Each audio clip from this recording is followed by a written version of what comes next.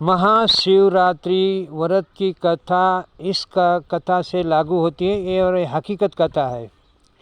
एक पारादी था जो हर पंखी ऊपर उड़ने वाले चिड़िया, पोपट, तोता, जितने भी पंखी ऊपर उड़ते सबको मार के खाता था। और नीचे चरने वाले हिरणियाँ और खरगोश जो भी सामने आता था उसको मार के खाता था। लेकिन उसको अपना परिवार उसमें चलाता था, लेकिन उसको दया नहीं आती थी।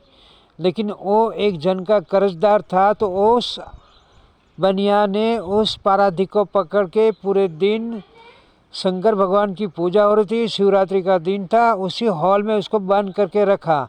वहाँ पे पूजा पाठ हुआ पूरा दिन और सत्य कथा हुई। वो सब वो पाराधी सुन रहा था। तो थोड़ा थोड़ा उस सत्संग का प्रभाव तो उस पर पड़ा ही था। और जब शाम हो गई तो वो बनिया ने बोला कि भाई मेरा जो कर्जा है कभी देंगे। तो अब इसको थोड़ी सद्बुद्धि आई थी, इसने बोला कल दे दूंगा। तो बनिया ने उसके ऊपर विश्वास किया, उसको छोड़ दिया।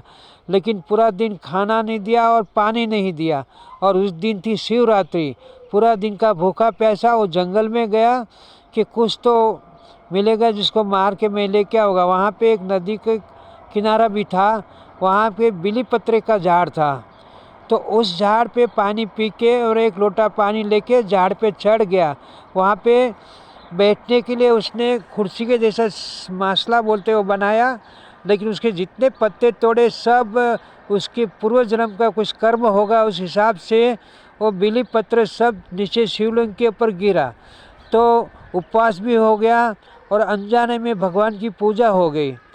और रात शाम का टाइम हुआ, पहला प्यार हुआ। तो पहला पौर बोलते हैं, रात्रि के 3 पौर, पहला, दूसरा, तीसरा 3 पौर बोले जाते हैं।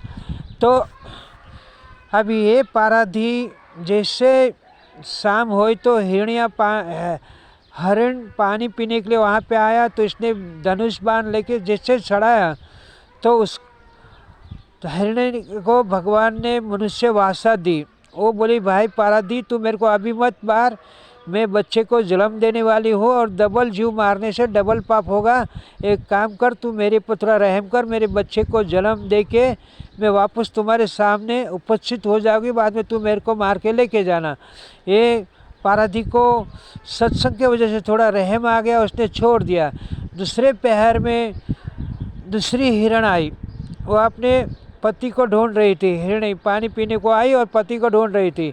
तब इसने धनुष पे बाण चढ़ाया। तब वो उसको भी मनुष्य भाषा उपजी। उसने बोला भाई मैं बाहर बैठने के ये संकेत है, तो मैं मेरे आदमी को मिलने के कामावस्थ हूँ, मैं मेरे पति को मिल के आती हूँ और बाद में तुम मेरे को मार के खाना। तो पाराधी को दया है, उसको भी छोड़ दिया। और उसका जो धनुष नीचे रखने को गया तो पानी का लोटे को हाथ लगा और पानी का लोटे से पानी अच्छा था उसके, वो पानी भगवान की रिंग के ऊपर गिरा और बिली पत्र टेंशन में तोड़ के डाला तो वो भी भगवान के ऊपर चढ़ रहा है। दूसरे पहर की पूजा ऐसे हो गई।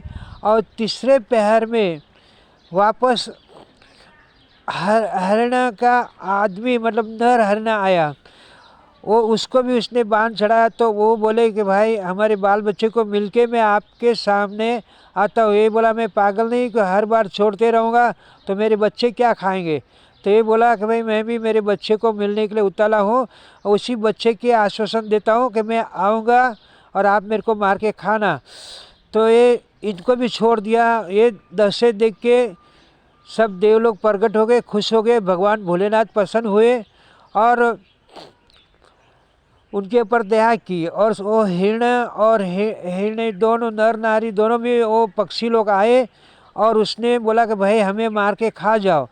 तब इसने बोला नहीं, अभी मेरा वो कर्म हट गया, मेरे को अभी तुमको मार के नहीं खाना है, मैं अच्छे कर्म करूँगा, अच्छे मेहनत करके कमाऊँगा और वो मेरे बाल बच्चे को खिलाऊँगा।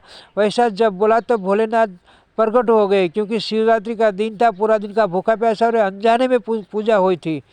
तब भगवान ने उसके लिए विमान भेजा और वैकुंठ में बिठा के अपने बाल बच्चे के साथ वैकुंठ भेज दिया।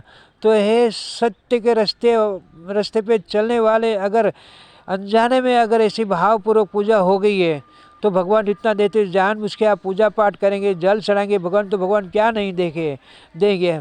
भगवान सत्य के रास्ते पे चलते हैं और सत्य के रास्ते पे चलने वाले को हमेशा भगवान सहायता करते हैं। जय द्वारकाधीश। और शिव और कृष्ण दोनों एक ही है, शिव और श्यामला बोलते हैं, दोनों एक ही है। जय द्वारकाधीश। किसका भी नाम लो, भावपूर्वक लो, तो भगवान आते ही है।